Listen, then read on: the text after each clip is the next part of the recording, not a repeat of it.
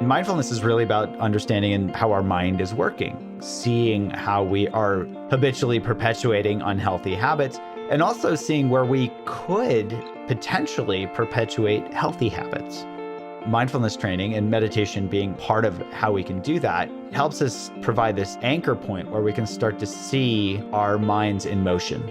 We can do that in formal meditation, or we can even do that in the moment. Just providing that anchor point of being curious, like, oh, am I stuck in a habit loop right now? So here I see meditation and mindfulness as helping us see the patterns of our mind. Welcome to Mind and Life. I'm Wendy Hasenkamp. My guest today is psychiatrist, author, and contemplative researcher Jud Brewer. Jud is one of the leading figures in the use of mindfulness for addiction and anxiety, and his work emphasizes the brain's habit cycle and how to change it. He's also developed a number of research-backed smartphone apps to help deliver these contemplative interventions outside of the clinic. Our conversation starts with the story of his own use of meditation to relieve stress in medical school, and how that led to a career in meditation research. And Jud reflects on some of the shortcomings in traditional medical approaches to addiction. For example, the idea of using willpower to just quit. Then we get into the world of habits, talking about the pros and cons of the brain's habit mechanisms and the key role of awareness in changing habits.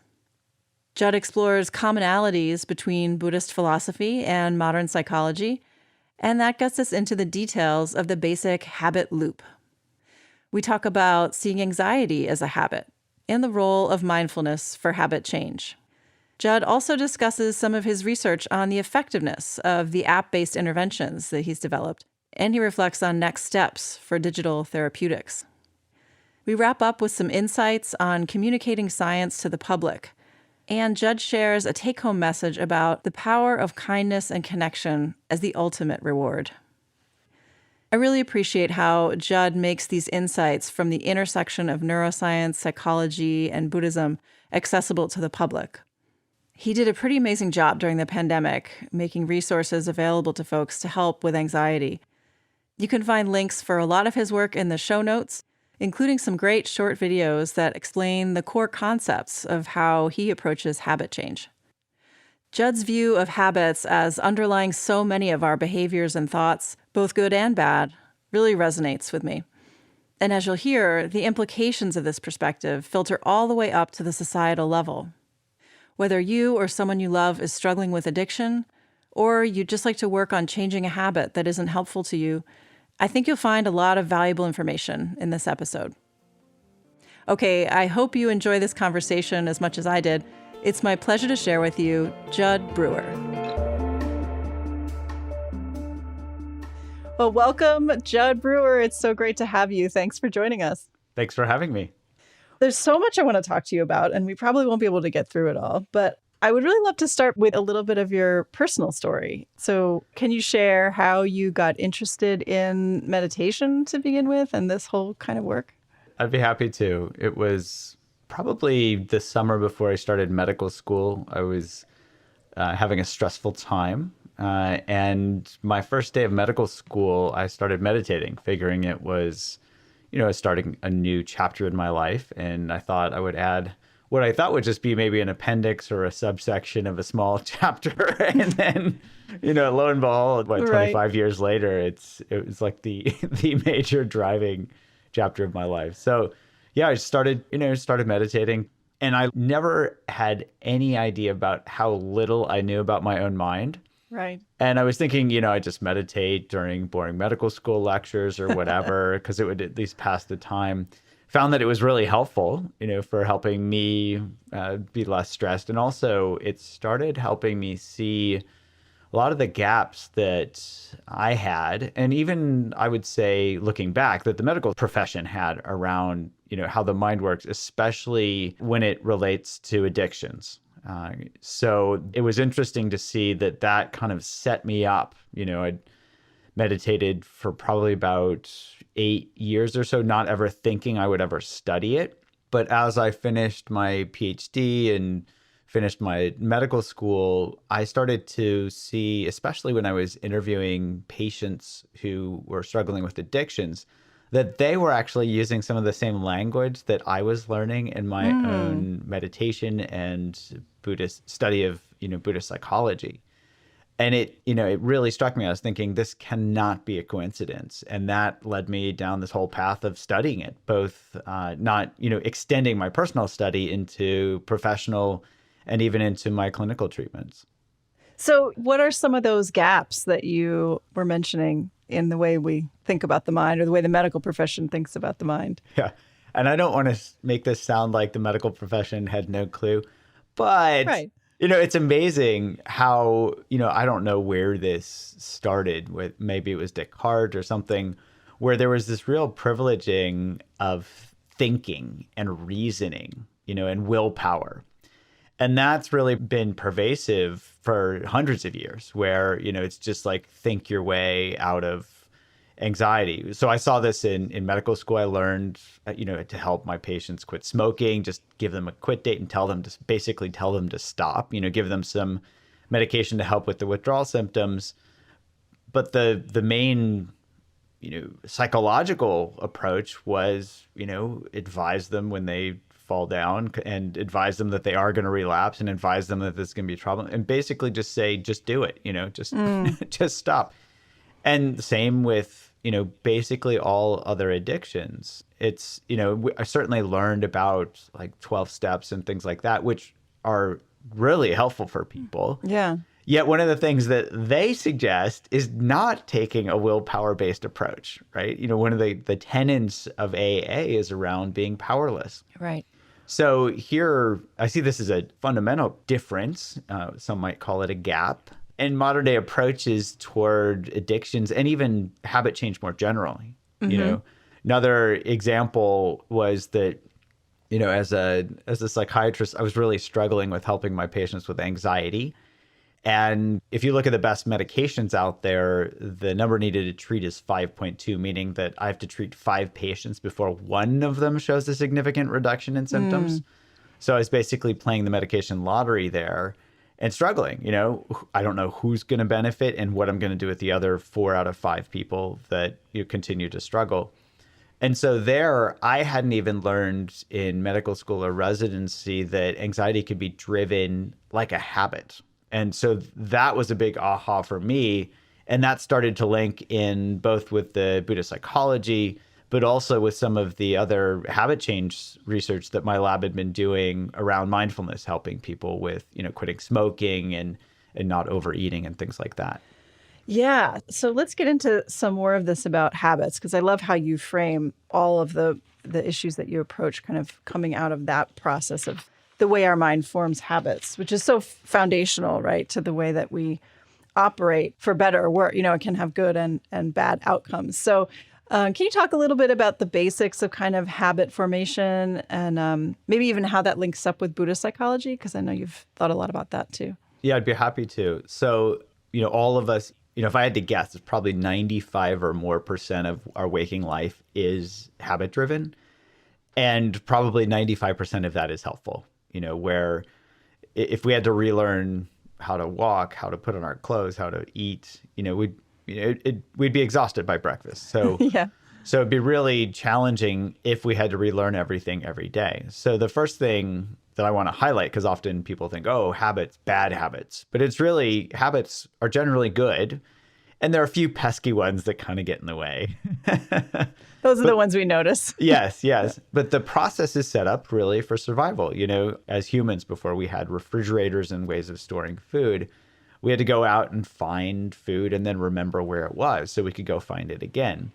And we also had to remember where danger was in the process of finding food so we could avoid that. And those two processes are, in modern day, we talk about those in terms of positive and negative reinforcement. But that's just, scientific terms for, we learn to approach things, remember where things that are helpful are so that we can do them again. And we learn where unhelpful things are so we can avoid them. That's basic positive and negative reinforcement. And so that's in modern day was described well, and probably the best known person to do research on this was, B.F. Skinner. But that was, these processes were described back in the 1800s. And in fact, if you look back at the ancient Buddhist psychology, they were described before paper was even invented. So that's where, I got really interested in, when I was starting to look at these processes, when I was trying to figure out ways to help people, with their habits, whether it was smoking or anything else. And then linking that up with my own personal practice and my own, I want to say understanding, but it was really my challenges with understanding some of the Buddhist psychology, because some of it can be pretty complex. Mm-hmm. So for example, there's this process that's called dependent origination. So these 12 links of dependent origination that are, links, and they're kind of more of a web, but they're taught in a kind of a linear fashion just to help people understand them a little bit more, et cetera. And this process is said to be what the Buddha was contemplating the night of his enlightenment. So I say that because that indicates that this is kind of important,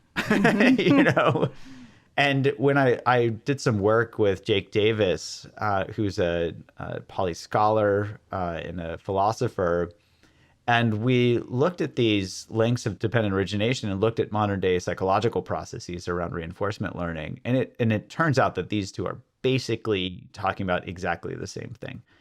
So just different language. The modern day doesn't have 12 links. It's a little more simplified.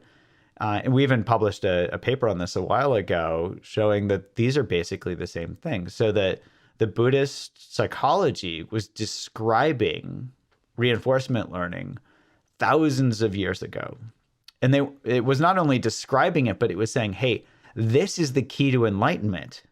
If somebody believes, in the process of enlightenment or awakening, they might study it that way, but it's also just as pragmatic as somebody trying to break a bad habit. They're saying, the habit of self is problematic. It causes suffering. And in modern day, we say, the habit of being attached to anything like smoking or overeating or even worrying causes suffering. And both of those can be approached the same way, using awareness. Mm. And with the underlying problem being the attachment part, is that the similarity across all those? Well, I would say that's one of the similarities. Another is, in the first link, independent origination is described as ignorance.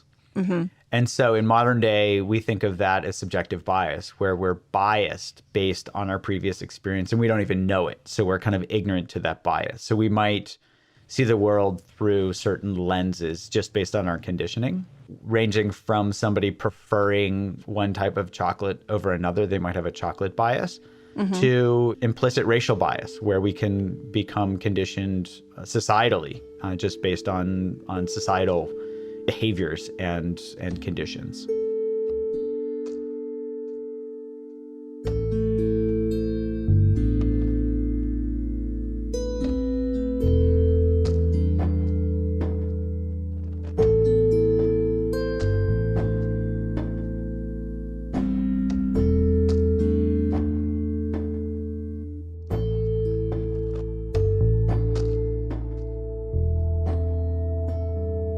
So you mentioned awareness as kind of the key to shifting this. Do you want to say more about how that works to shift the cycle? Sure. So here, none of this is, I want to say, this is just me kind of pointing out things that other people have pointed out before. So this isn't like I'm coming up with some new theory. It's just been a very fun process over the last couple of decades to bring together. It's like, the Buddhists talked about this. Oh, the psychologists talked about this. Wait a minute. Let's bring these together and see if these puzzle pieces fit. Oh, they do. Oh, wow. They're the same thing. So I just want to highlight that what I'm going to talk about is just stuff that other people have already done. And it's just a matter of linking them and then also doing the studies to see if they're actually true. So in modern day, we can do a bunch of experiments to see if these theories and if these psychological mechanisms are indeed true. So I mention awareness because, and it's also interesting, I'll say that the more research I do, the simpler the answer actually gets, which I think in science is probably a good sign. That's a good sign. Yeah, this idea of parsimony, the simplest explanation is usually the right one. And the more we have to add asterisks and footnotes, the more we're probably missing something. Right. So it's been really gratifying to see, these things simplify and simplify and simplify. So I would go as far as saying, for me, at least right now, it's simplified all the way to the level of awareness, awareness, awareness, awareness. And by that, I say this, and actually wrote about this 3-step process for changing habits in my Unwinding Anxiety book, using anxiety as an anchor, but it just kind of highlights how we can do this with any habit. The first step is to bring awareness to our own habit loops. So seeing where we're caught in habitual behaviors, whether they're mental or physical. And this is really very much a way of describing what the Buddhist psychologists were saying was like, contemplate dependent origination as a way to kind of see where your ignorance is and see how you're caught up in your own identifications, your own habit loops. So as a concrete example, when I have a patient that comes into my office for an intake and I, first get to know them and they start describing whatever the problem is, then I will be listening through that lens of dependent origination. Like, okay, what's the behavior? So to be concrete, let's just use an example of a patient with anxiety, for example. I can think of a bunch of my patients who come in, they get referred for anxiety. I'm thinking of one, this is a gentleman who was about 40 years of age when he was referred to me. He walks in the door. He looked pretty anxious, right? So that was pretty straightforward, but he was describing how he would get panic attacks based on driving on the highway. So he'd drive on the highway, he'd feel like he was going to get in a car accident, and then he would have a panic attack to the point where he avoided driving on the highway. And so the first thing we did in that intake was to just map out his habit loops around panic. And it took us 30 seconds. I pulled out a blank piece of paper and I said, okay, what's the trigger? What's the behavior? What's the result?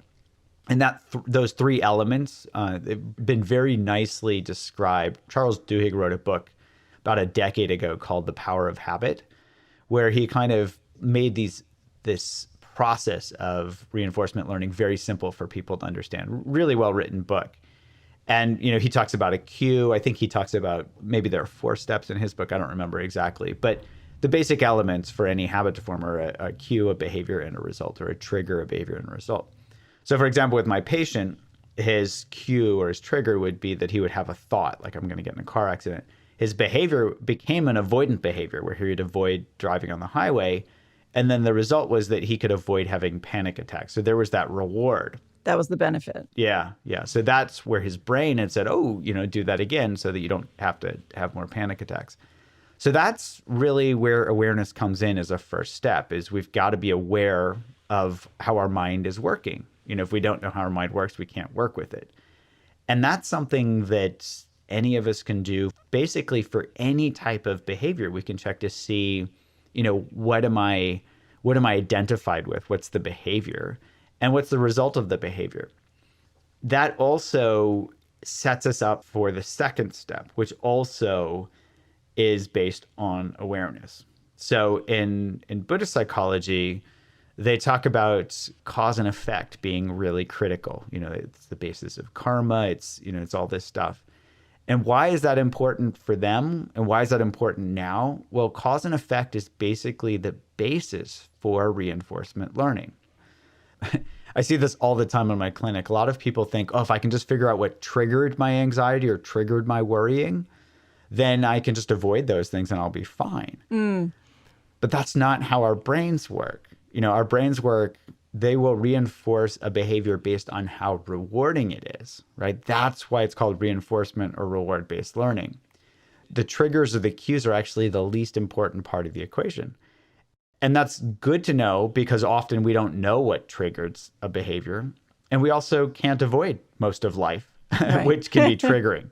Right. So even dropping ourselves onto a desert island, who knows, maybe coconuts would trigger us at some point, right? So it's not about the triggers. It's really about the cause and effect relationship. And this is where it's really nice to see that the Buddhists and the modern psychologists completely agree again. It's like, oh, cause and effect.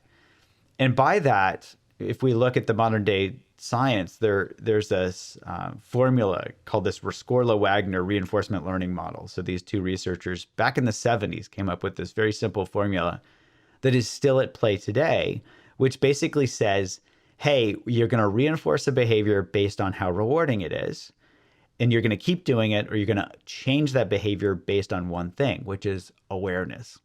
And by that, I mean, if you pay attention to the behavior, you're going to see just how rewarding it is right now. And once you lay down that reward value, you can kind of set that as a habit. And then you don't have to worry about it. You can not pay as much attention. You just do it as a habit. That's what habits are all about. So I think of it as set and forget. You set the reward value, you forget about the details. As an example, we probably learned the reward value of chocolate cakes sometime. Well, it probably starts at all the birthday parties we go to as kids. Right. And that gets laid down with the fun and the presents and the ice cream and, the roller skating or whatever. That's what, we had roller skating parties when I was a kid. So, me too. Yeah. So we lay down that reward value, and then our brain, we see some cake when we're not a kid anymore. And our brain's like, ooh, cake, good. Right. And then so it's like, go eat the cake. Mm-hmm. Yet we could probably eat cake for breakfast, lunch, and dinner when we were a kid. Well, I certainly can't eat cake for breakfast, lunch, and dinner anymore. I get a sugar rush and I crash. That it is not good for anyone. Yet if I had the habit of eating cake, the only way to kind of update that reward value is to pay attention. Like, what do I get? What's the cause and effect of eating cake? And the terms might sound complex, but it's actually relatively simple. So if we have stored the reward value of cake, for example, in our brain, and let's say a new bakery opens up in my neighborhood. And so if I go in the bakery, I don't know if their cake's any good, but I get a piece of cake, I eat it, and let's say it is the most delicious piece of cake I've ever had, right? Yeah. My brain gives me, Rescorla and Wagner would call this a positive prediction error. I predicted that it would be pretty good, but it was better than expected. And what that does is helps me learn, oh, good bakery, go get this cake again. Mm-hmm. I've got one of those around the corner. Perfect. So if on the other hand, a new bakery opened up and, I went and ate the cake and I was like, meh, I've had better, I would get this negative prediction error where my brain would say it's less than expected. And I learned from that as well, like, don't go back there, right? So this is all set up to help us learn, right? Oh, learn, go to that bakery, eat that, amount of cake or whatever. But if I don't pay attention, let's say I ate the cake and I was on the phone, and then I came home and my wife was like, hey, how's the new bakery? And I would have to say, I don't know.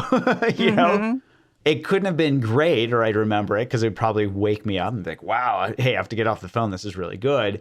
And it couldn't have been terrible because I would be like, ugh, I'd remember that as well. But it's really critical that we pay attention because these subtle effects are not going to be seen. They're not going to be registered in our brain unless we pay attention. Yet that is really, really, really critical for changing any behavior. I'll give you a couple of concrete examples. So, my lab has done work with smoking cessation, for example. And what we do is we tell people to smoke, which seems kind of counterintuitive, especially as a clinician. If I'm doing that in my clinic and telling my patients to smoke, they're like, is that malpractice? Yeah. But I know that the only way to get them to quit smoking is not through willpower, because they've all come in and tried that before. Right. It'd be great if I could just tell them to quit smoking. It'd be one visit, we'd be done. Yeah. What are the rates of that, of just trying? Because I know it's not very effective. Do you know, is there data on? Yeah, it's not, it's interesting because I just read a paper on eating if somebody's trying to lose weight. And it's remarkable that these are basically the same. So it's about 5% if somebody, just goes and tries to quit smoking. The likelihood that they're going to stay quit is about 5%. And the same is true if somebody goes on a calorie restriction diet. The likelihood that they're going to have kept that weight off in a year is about 5%. Okay. Yeah. Interesting. Yeah, I found that really fast. I was like, no way. which basically Same says, process. Yeah. it probably says that about 5% of us are like Mr. Spock, like Vulcans, who can Right. be like, just turn that off, just stop doing it. Right. It's logical to eat fewer calories, but that doesn't work for the majority of us. From a public health perspective, 5% is not a very good hit rate. Yeah. So here we can instead really just pay attention. So I have my patients pay attention as they smoke a cigarette. I remember one guy, he'd been smoking for 40 years. So the first thing we did, in that first step was to map out his habit loop around smoking and then calculate the number of times he'd reinforced it. It was close to 300,000 times. Wow. It was like 293,000 or something like that, or, roughly. Where just smoking a pack a day, if somebody smokes 20 cigarettes for 40 years, that's a lot of repetition. So he comes back and he says, how did I not notice that? He was referring to how crappy cigarettes taste. Mm-hmm. And he said, I've been smoking all this time and I never noticed. So that's putting that Rescorla-Wagner model into practice, where you simply pay attention, you realize that cigarettes taste like crap, and you start to become disenchanted. So is for any negative habit that we're trying to break, I guess the point of the awareness then is to become more aware of the negative outcomes. Yeah. And so, you're trying to reduce the reward. Because I'm thinking of some things that, well, they actually are pretty delicious, or, it's harder to find the downside. Yeah. So we can go there in a second, because I think that's really important. When I first started studying smoking cessation, I was taught that of the addiction, smoking is actually one of the hardest, if not the hardest addiction to quit. You're not going to lose your job if you smoke. Right. You're not, you can smoke throughout the day, whereas you can't drink throughout the day and operate heavy machinery. There are lots of things with other addictions where it's just really hard to keep doing it. And a lot of my patients say that smoking is their last addiction because they quit heroin, they've quit drinking, they've done all these other things, but largely because they've hit rock bottom. They've been fired, they've had family issues. But smoking is more of an annoyance in the immediate sense as compared to you operate heavy machinery in an unsafe manner. Right. It doesn't ruin your life now, but the health outcomes later. Yeah. So here with smoking, it's, you don't have to smoke to survive. But I think, as you're pointing out, eating might be a different issue. Mm-hmm. So, we can pay attention. And it's also interesting that the Buddhist psychology, if you look in the Pali Canon, they describe this as well. Just to summarize, they talk about exploring gratification to its end. If I remember a quote correctly, it's kind of like, it wasn't until I explored gratification to its end, this is the Buddha speaking, that knowledge and vision arose. And he was talking about his awakening. And the idea is, if Rescorla and Wagner were reading the Pali Canon, they'd be like, oh, that's what we're talking about. It's like, pay attention and see if an unhelpful habit, how unhelpful it is. And you start to become disenchanted. And so the Buddha was talking about disenchantment. Rescorla and Wagner were talking about disenchantment. And in my clinic, I'm seeing people become disenchanted. Very different than telling themselves that they should quit smoking. Right. So how about something like eating, right? Because we have to eat to survive. So here, you can apply the same process. And I think of it as finding that pleasure plateau, right? So our body, if we're short on calories in any one day, our body's going to say, hey, give me some calories. And so we might eat some pizza or eat some cake. Yet for many people, they don't pay attention to how much they eat. So with pizza, for example, on the East Coast, New York style pizza, a lot of people love New York style pizza. It's very addictive, right? The carbohydrates, the fat, it's just like a perfect combination. And so often people will eat beyond satiety. They'll eat beyond when they're full. And so here we can apply the same principles, explore gratification to its end, where I have people pay attention as they eat with each bite and ask themselves, is this more rewarding, less rewarding, or the same as the last bite? And so they can kind of map it out and see where they've actually had enough. And that helps them not go over that cliff where they've overeaten. In fact, my lab just published a study on this. Veronique Taylor was the lead author on that. She's done a lot of great work with reinforcement learning, where we have this app called Eat Right Now, and we embedded this craving tool where we had people basically do a mindful eating exercise every time, they had a craving. And what we found, 10 to 15 times of people paying attention as they overeat. I'm going to say that again because this blew my mind. 10 to 15 times. that reward value drops below zero and they shift their behavior. Now, if we can look back on this, and it makes sense because from an evolutionary perspective, we don't have 20 times to be chased by some dangerous animal to learn, oh, that's danger. We have to learn that pretty quickly. So our brains are amazingly plastic as long as we pay attention, right? That's the key ingredient. So whether it's overeating, whether it's worrying, people learn pretty quickly that worrying isn't actually very rewarding as much as their brain tries to convince them that they're solving their problems or it's giving them a sense of control. It's not actually helping them control. Yeah, I was just thinking about that because I love the way you brought anxiety into the same pattern as well. And because something that I've certainly personally experienced and struggled with a bit. And yeah, so it does seem to, it gives you, I guess, this false sense that the worrying or the thinking through everything is going to help you be prepared or, fix it. And then, so where's the link? If it's not, Well, I'll jump in there because this was something that probably of all the things that I've learned, this was the one that blew my mind the most. And I have to say, I just love my job because I get to learn all this crazy cool stuff around and link, Buddhist psychology to, to neuroscience, to even, as a clinician trying to help people.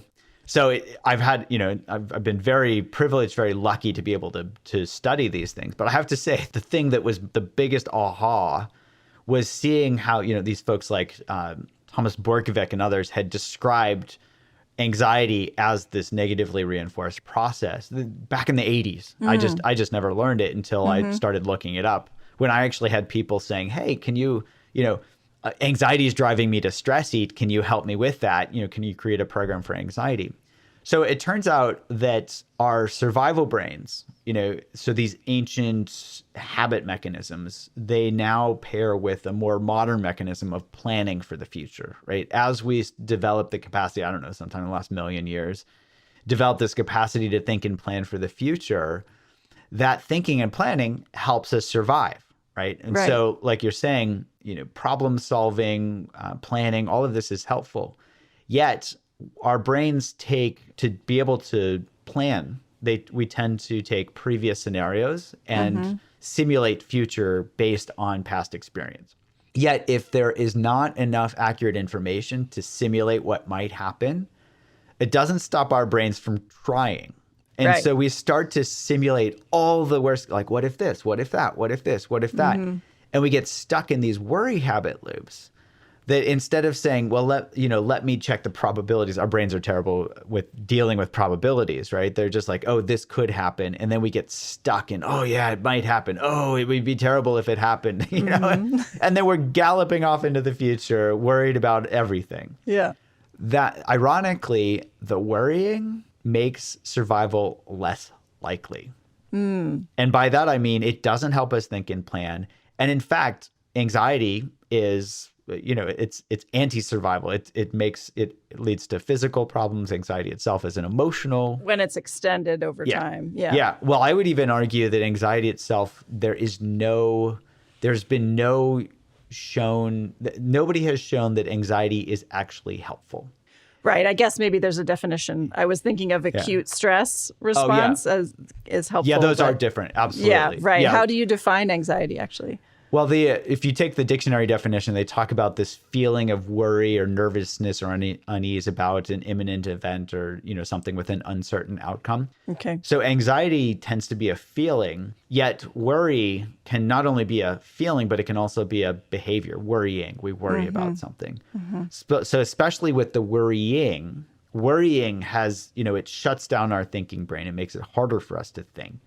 And also, raises our blood pressure and, makes us more anxious. So that's where definitionally I'm talking about that. In terms of acute stressors, if we have a fight or flight response, obviously that's helpful. And also a fear response we can learn through negative reinforcement. That's also helpful. So fear is a helpful survival strategy. Fear of the future is not, because we're not actually in danger. Right. And if we're just afraid of the future, we're not going to actually be able to work with what might happen and plan for it so that we are less likely to be in danger in the future. Does that make sense? Yeah. Yeah, that's helpful. So the biggest habit loops around anxiety are that anxiety itself as a feeling triggers the mental behavior of worrying. So somebody starts to worry, and the worrying gives people that sense of control, generally a false sense of control, and then feeds back and makes us more anxious because it doesn't solve a problem. It doesn't keep a family member safe. It doesn't do what our brain has promised that it will do.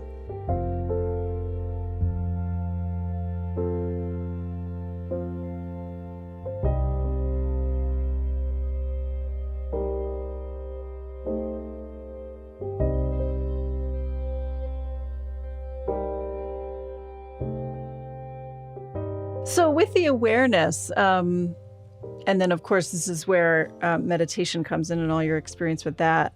How do you view a spectrum? Because what you were describing in terms of how you work with your patients and clients, and you can just kind of in the moment become aware of something. And then what's the spectrum of that to kind of like a full-on meditation practice? And, it seems like there's nothing magical, right, about meditation, but is it more just a practice part? It's a great question. And I agree. There's nothing magical about meditation. And in particular, I can speak from my own experience.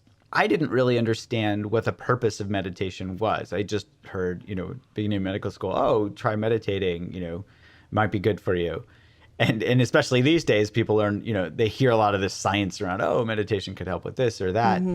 But they don't really understand what it's there for. So I think of meditation being kind of a smaller subset of mindfulness training in general. So you can meditate to learn to train yourself, to learn mindfulness. And mindfulness is really about understanding and learning our minds, seeing what's happening, seeing how we are habitually perpetuating unhealthy habits, and also seeing where we could potentially perpetuate healthy habits. It falls more into the third step, and we can talk about that in a minute. So here, I think of mindfulness training and meditation being, part of how we can do that as a way to help us see these habitual patterns of our mind. So whether we're sitting down, doing some formal meditation on a cushion or doing walking or whatever, it helps us provide this anchor point where we can start to see our minds in motion. It makes me think of my high school physics when I learned, if something's moving at a certain velocity and something else is moving at the same velocity, they look like they're at rest relative to each other because they're moving the same, as long as they're moving in the same direction. And so if our mind is constantly moving, we don't actually see that it's in motion because we're just used to it. It's like, oh, that's my mind. So if we provide an anchor point where we can start to see, oh, this is my mind doing its thing, we can start to see the mind is in motion. And here, this is where this first step can be so helpful.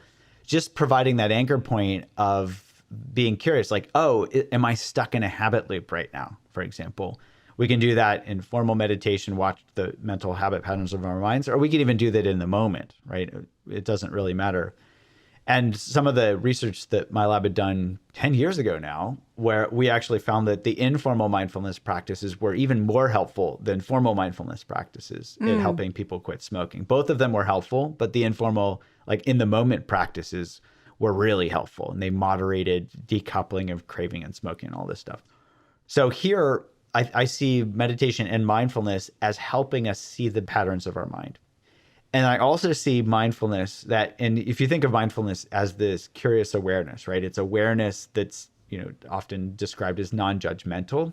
If you positively frame that, you can think of it as being curious, like not assuming we know what's happening, but really being curious. Oh, what's happening? And there we can bring that curious awareness in that second step. And I like to make it very pragmatic. So I'll have my patients just ask themselves, what am I getting from this, right? If they're worrying, they can ask themselves, what am I getting from worrying? And that helps them, map out these habitual patterns, but also see that cause and effect relationship. Oh, worrying's not solving the problems. If I have a patient who's overeating, I can have them ask themselves, how little is enough, right? And pay attention to each bite. That brings a mindful awareness in. They can find that pleasure plateau. They can start to become disenchanted with the overeating. So that curious awareness helps people really see very, very clearly how unrewarding unhelpful habits are. It can also help them start to see how helpful some other habits are. And this is where I think of this third step. I think of it as finding the BBO, the bigger, better offer. Okay. So if our brains are set up to form a reward hierarchy, to prefer cake over broccoli or whatever, we can also help our brains see if they have a natural reward hierarchy toward different emotional states. So my lab hasn't published this yet, but we did a study with several hundred people where we just had them categorize a bunch of different emotional states like anxiety, frustration, curiosity, kindness, connection, things like that. And we had them just rank in their what they preferred, like which ones were more preferable than others, to get a rough estimate of reward value. And we found, probably not surprisingly, that people prefer like curiosity to anxiety. They prefer kindness to disconnection or frustration and things like that. And so here that suggests that our brains have these natural preferences for things like connectedness as compared to divisiveness, which is promising. It doesn't sound like modern day where we're kind of getting stuck in these local energetic minima around like, divisiveness and tribalism. But that's just because people can't see the greater joy that comes with connection. Interesting. So could you even think of that as like disconnection and divisiveness as a bad habit, right? Yes. Where it's like there's some immediate reward, but it's not actually helpful. Yes, it's like sugar. It gives us the sugar high, and then we want more of it, because to be divisive, you have to perpetuate divisiveness. And as compared to connection, when somebody tastes the joy of connection and kindness, it's a no-brainer. You don't have to convince yourself or like get riled up or get a bunch of likes around. It's just like, well, of course, of course.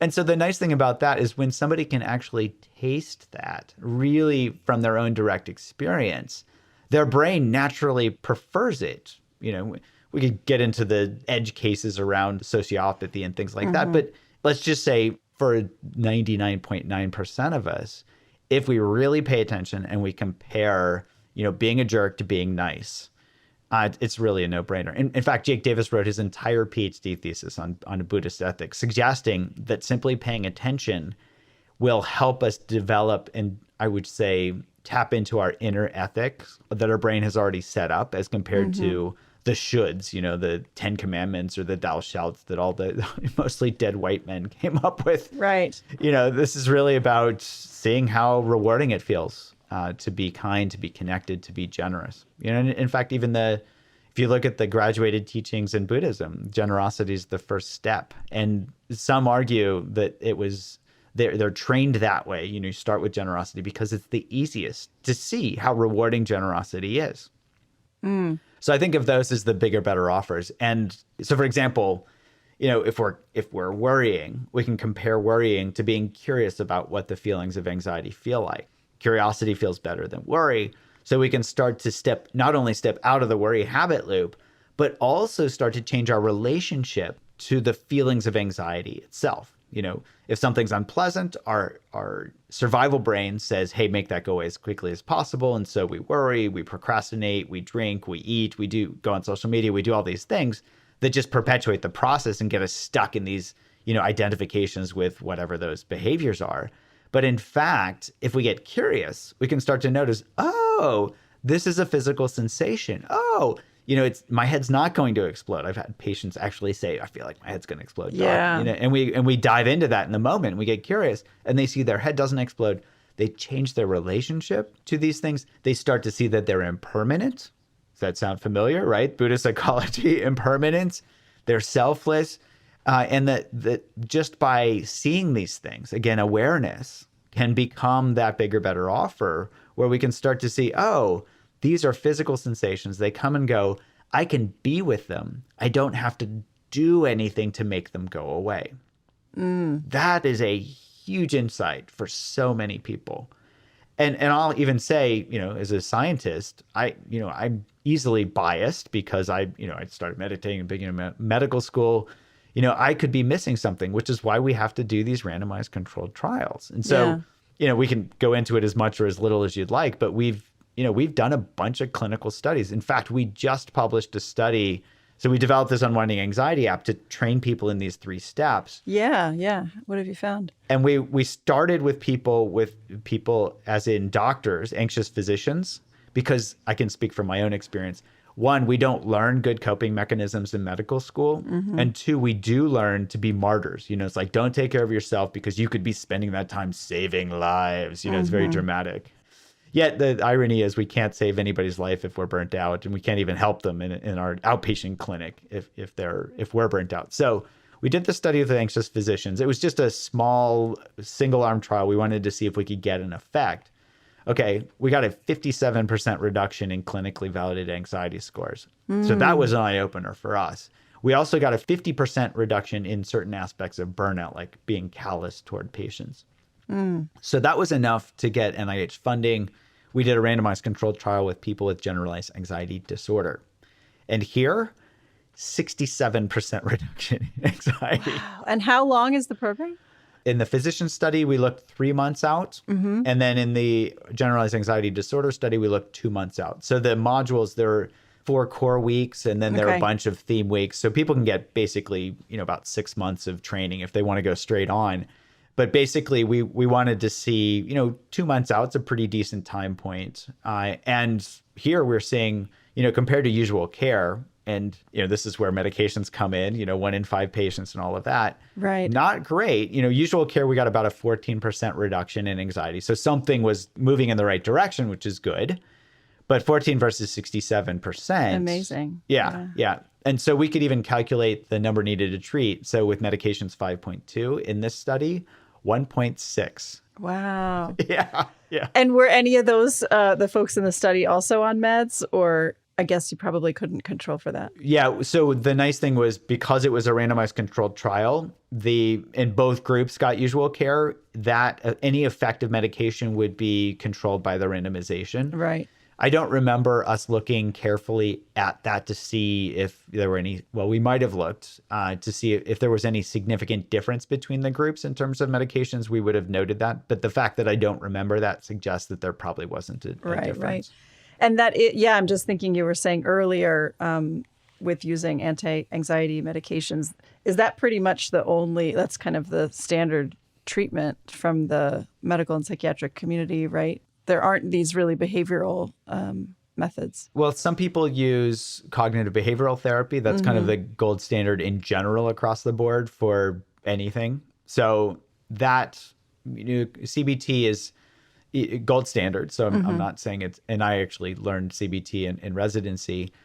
The problem there is scalability. So we have a huge shortage of healthcare providers in the US. And so referring somebody for CBT, making sure that they take that person's insurance, that the person can go to the 12 or 16 sessions or however many sessions are set up, et cetera, it can be really challenging. So I would say, just from an access standpoint, that can be challenging. That's also why we created an app-based mindfulness training program, because, like most people have smartphones. So I would say there are other treatments out there, like cognitive behavioral therapy. They're not always accessible. And unfortunately, not all therapists are created equal. Some therapists are going to be better than others. So folks tend to have to find a good fit for a therapist. So we were looking from a public health perspective, like how could we move the needle at a population level? And that's where I think digital therapeutics can provide a really good treatment for these types of things, because anybody can use an app. Yeah. So what do you think are next steps, either getting this more widely available or, the frontiers of this kind of habit work?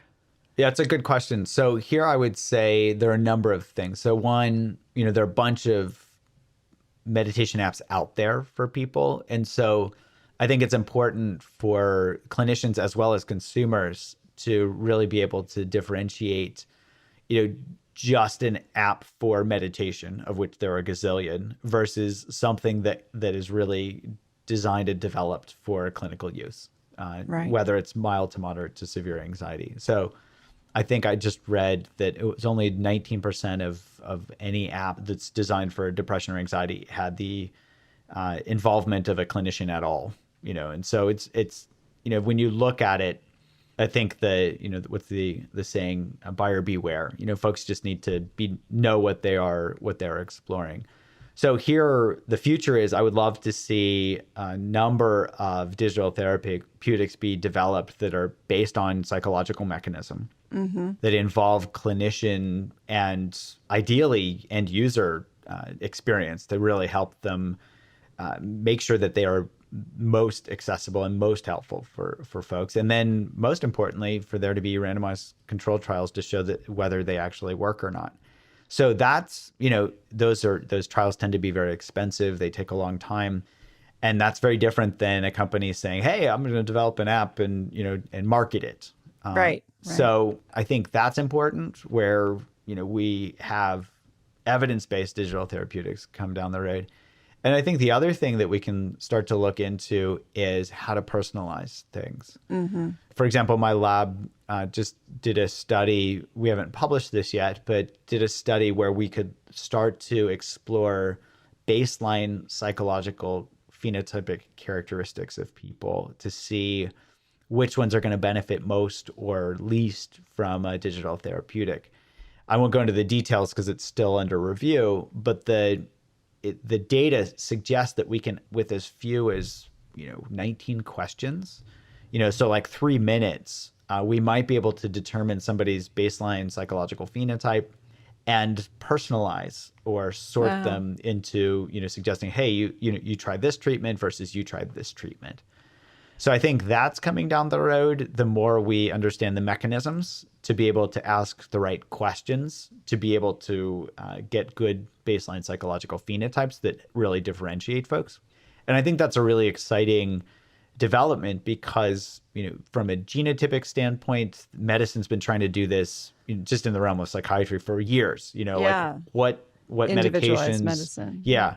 And that's, there have been some successes, but nothing that's been able to be rolled out at a large scale. I don't have in my clinic, I don't have folks getting, their whole genome sequenced to figure out, what medications they might benefit from. Down the road, I think we'll see cost-effective versions. Probably won't need your whole genome to be sequenced for an antidepressant medication, but you get the idea.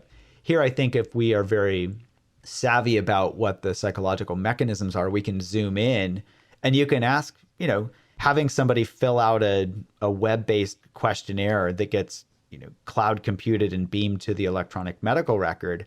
That's basically, pennies or a penny. It's basically no cost and instant results that, by the time somebody goes from the waiting room into seeing their clinician for the first time, the clinician could already have those results. Yeah. So I think there are ways to take the same approaches where we don't have to be as tech heavy and, genetics focused. We can really look at psychology and learn a lot from that as a way to personalize medicine. So I think that's a really exciting field to be exploring as well. Yeah, that is super exciting. So you have 3 apps now that are available based on this this approach? We do. So we have one called Craving to Quit for smoking. And then we've got one for eating, for overeating and emotional eating called Eat Right Now. And then one for anxiety called Unwinding Anxiety.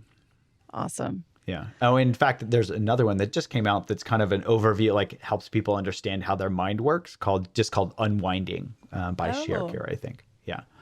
Great. Are there specific outcomes that are hoped for in that one, or is that more just educational? That one's more educational. Mm-hmm. So we haven't done any clinical studies to look at it specifically, but it has, for example, helps people understand habit loops around procrastination. So there's a mini course on procrastination. Mm-hmm. So we haven't, I don't even know what outcomes I'd look at for procrastination. Right. I could make a joke about I've put that study off. But anyway, so that's the idea, is like we have a Brain 101 mini course where people can learn how their brains work. We have a procrastination one. We have one on anger, one on kindness.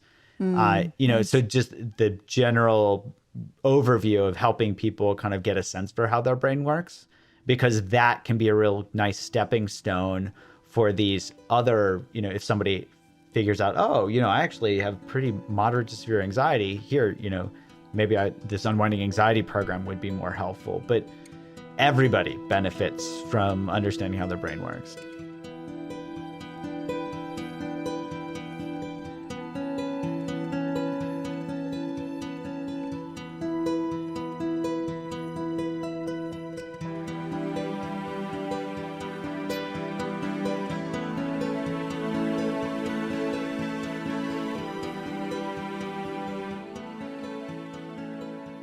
I really appreciate all that you've done in terms of public education and science communication around all of these topics. I think it's so important. Do you have any tips or insights or reflections for, researchers and how to translate this kind of work in such an accessible way as you've done? Yeah, it's a great question. So here I would say, well, curiosity is key, but it's kind of key for everything. So that's a generic answer. But I would say being curious about how best something lands. So for example, in my clinic, I could tell my patients to do something, or I could get really curious and see how the way I explain something lands with them. Mm-hmm. And I could see if they actually can digest that, take that home, and it shifts how they see their minds. So I do a lot of kind of pilot testing with just languaging of things, and it started in my clinic. And then even, I think any researcher that gives talks or, gives a lab meeting or just has a conversation with somebody else, it can be really helpful to kind of workshop that and iterate, like, what am I trying to say? And is the way I'm saying it the best way to say it? Mm-hmm. As compared to, it's kind of like, if somebody doesn't understand what we're saying, there's this habit to just say it again, but louder, Right. Which probably isn't that helpful. But that's where we're kind of stuck in, well, they didn't understand what I was going to say, what I was saying, so it must be their problem, and I'm just going to say it again. Here, it's very humbling, I have to say. It's like, oh, what we could go, oh, what I said didn't, they didn't get it. Oh, that's their problem. I'm going to say it again. Or I could go, oh, that didn't work. What can I learn from that? And I can be curious and then ask them, well, what didn't land well? Or what did you understand? What didn't you understand? And that helps me workshop the language to really explain it in a way that they're going to get. Because at the end of the day, it doesn't matter whether I can say it with some multisyllabic words or, with some jargon. It really matters, can I communicate the concept to somebody else so that they can learn from it? That's our job as scientists, is not just to do the science for science sake. That's part of it. It's really fun to do that. But also to be able to communicate this so that people can benefit from the results and the findings that we have. If people can't benefit from them, we're probably wasting most, if not all, of our time. Yeah. So here I would say humility, curiosity, and a lot of conversations, really just, having conversations and listening to how we say something to see if there is a simpler way to say it. For me, I find it very helpful to find analogies that fit. It's kind of like explaining positive and negative reinforcement. I'm terrible at math, and so I could look at the Rescorla-Wagner model and say, wow, that looks kind of Latin-ish to me, and Greek. There's a lot of Greek in there. So I could look at that, or I could say, well, what is this trying to convey? And then, explain it through the new bakery analogy. And so that is a pragmatic example of how Rescorla and Wagner modeling works. And so that example can help people hopefully help people understand it. Certainly helps me understand it and convey those concepts without all of the jargon, without all, worrying about, oh, there's this error term and what's the alpha mean and all of that stuff. At the end of the day, my brain pays attention. Does it like cake or not? And we get the idea. That's awesome. Well, yeah, I really appreciate all of your efforts in all of this and on that front too. I wish this were more part of scientific training. As you and I both know, it's definitely not. Yes, I agree. It would be great if there were courses on, conveying scientific concepts, courses on speaking to media, understanding kind of what are they trying to get from having an interview with a scientist so that we don't inadvertently, fall into a miscommunication trap where, they're looking for a soundbite and, we get angry because they take something out of context when in fact it's not their fault. That, they're just trying to get a headline, that type of thing. Yeah. Well, I know we're coming up on our time. So I want to thank you so much for spending all this time with us and for all your work. Do you have any kind of big picture take homes or anything that you want to share that we haven't touched on?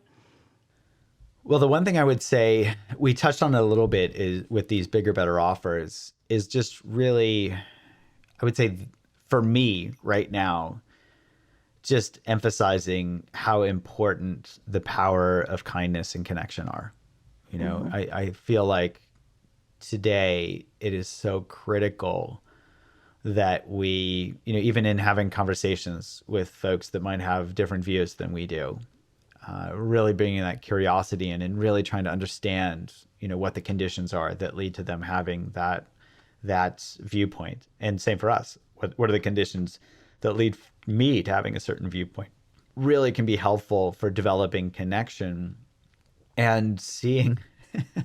I say this because it seems ridiculous when I say it, but remembering that we're all human, we're all in this together. And it feels like we're doing all this infighting as humans when we could all be banding together to help all of us live better lives and help our planet not get destroyed. Yet we're kind of, all these shiny objects around greed and anger and all this stuff are really keeping us from banding together to do that. So I just want to highlight how critical it is for all of us to pay attention to how rewarding it is to be kind, even to folks we might not agree with.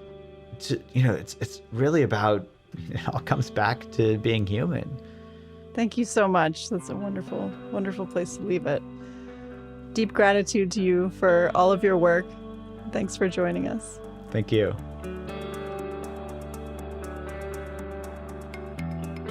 This season of Mind and Life is supported by the Academy for the Love of Learning, dedicated to awakening the natural love of learning in people of all ages.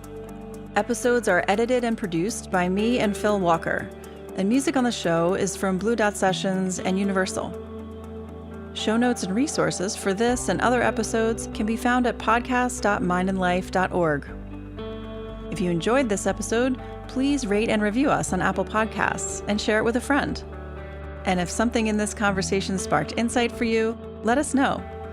You can send an email or voice memo to podcast@mindandlife.org. Mind and Life is a production of the Mind and Life Institute. Visit us at mindandlife.org, where you can learn more about how we bridge science and contemplative wisdom to foster insight and inspire action towards flourishing.